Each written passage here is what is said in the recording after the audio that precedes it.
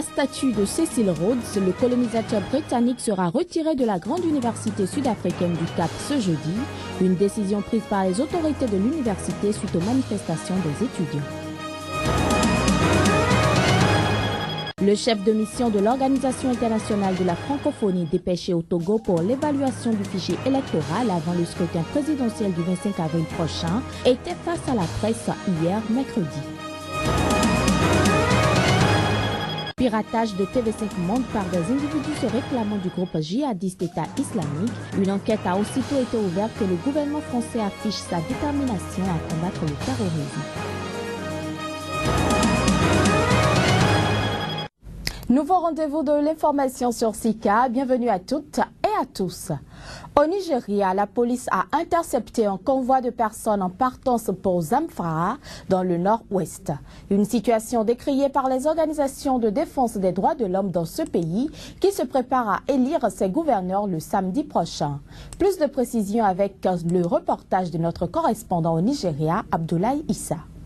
La police nigériane a procédé à des arrestations ce jour dans la localité de Tinkafi dans l'état de Zamfara, dans l'extrême nord-ouest du Nigeria. De centaines de personnes probablement en route pour accomplir leur devoir civique du samedi 11 avril 2015. Ces arrestations interviennent au moment où les frontières terrestres du pays sont fermées depuis mercredi 8 avril 2015 à minuit, comme annoncé dans un communiqué du ministère nigérien de l'Intérieur. Au total, 127 personnes ont été appréhendées en route pour Zamfara. Les frontières de ce pays, qui resteront fermées jusqu'à dimanche midi, permettront un déroulement sans embâche du processus électoral dans un pays où les rivalités ethniques et religieuses sont d'actualité. Ce géant économiquement stable partage ses frontières avec le Tchad, le Cameroun, le Niger et le Bénin. Fermeture qui porte un coup dur dans les différentes activités économiques des paisibles citoyens de ces pays. Le pays qui vient de franchir le premier cap avec les scrutins du samedi 28 mars 2015 qui ont conduit à la victoire du candidat de l'opposition, Muhammadu Buhari, face au président Goodluck Jonathan, vivra une seconde période de peur, surtout dans les États avec les élections des gouverneurs et les parlementaires des États. Pourvu que tout se passe dans la symbiose et le calme, tout en faisant preuve de fair play, comme l'ont si chanté et martelé plusieurs candidats lors de la campagne électorale.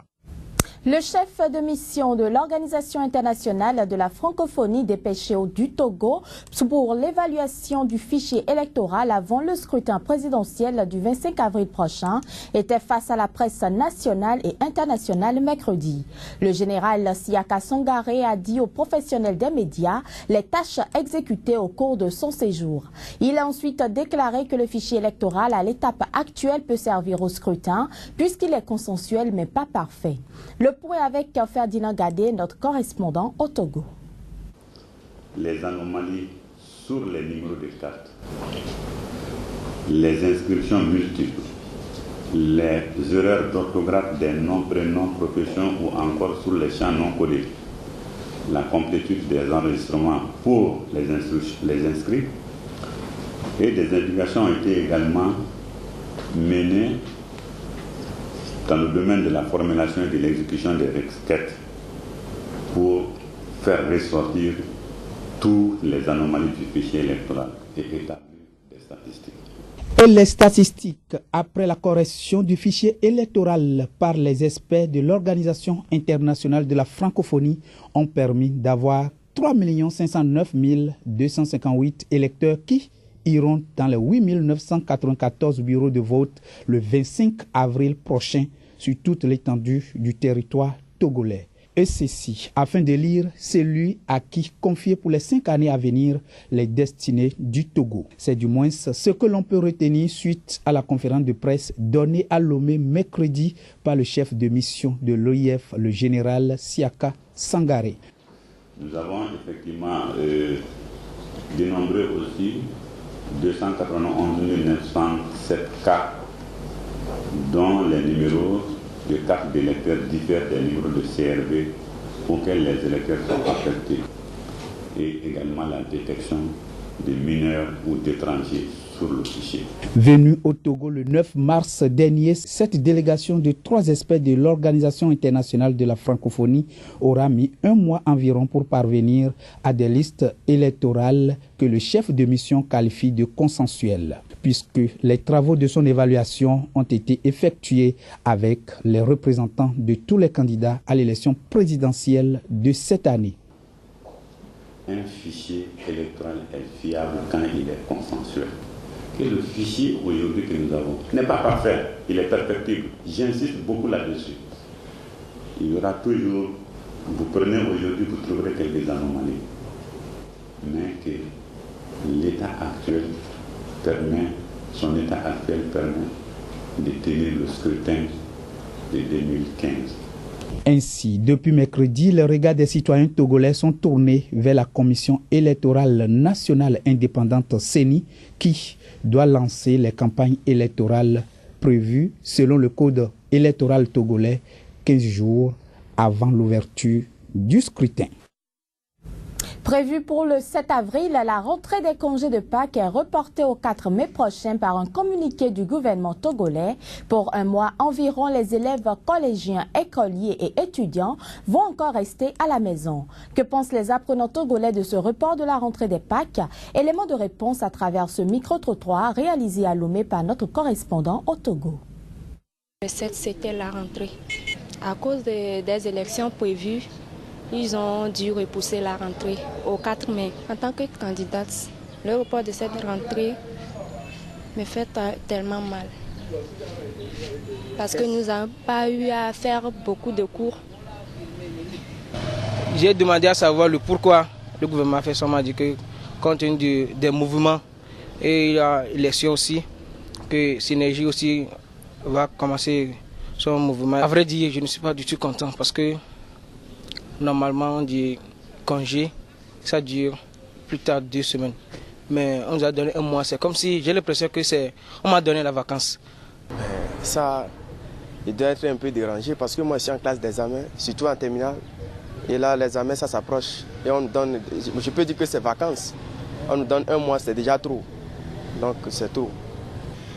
Et comme on a repoussé encore la rentrée scolaire, je me demande comment serait notre examen de cette année 2014 à 2015. Donc moi, je ne suis pas du tout contente de ça. Donc on est à la maison, on n'arrive pas à apprendre comme si on est à l'école. La grève générale lancée mercredi par les syndicats burkinabés et des associations de la société civile pour protester contre la vie chère a été faiblement suivie à Ouagadougou. La plupart des entreprises et services publics sont restés ouverts malgré la forte mobilisation contestée.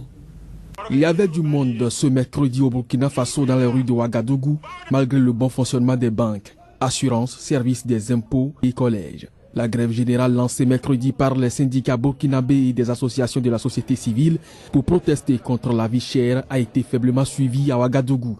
Quelques 5000 personnes se sont rassemblées dans la capitale pour un meeting contre la vie chère. Les syndicats et organisations de la société civile ayant convoqué la grève exigent notamment la réduction du prix du carburant et des biens de première nécessité ainsi qu'une augmentation des salaires.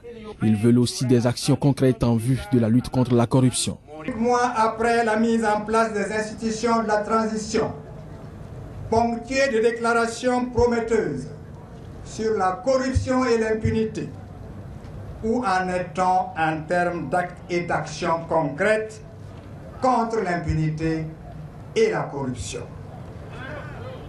En toute objectivité, il convient de noter et de reconnaître que rien de vraiment substantiel n'a été fait jusqu'à ce jour. La CCVC insiste pour qu'un mandat d'arrêt international soit lancé contre Blaise Compaoré et François Compaoré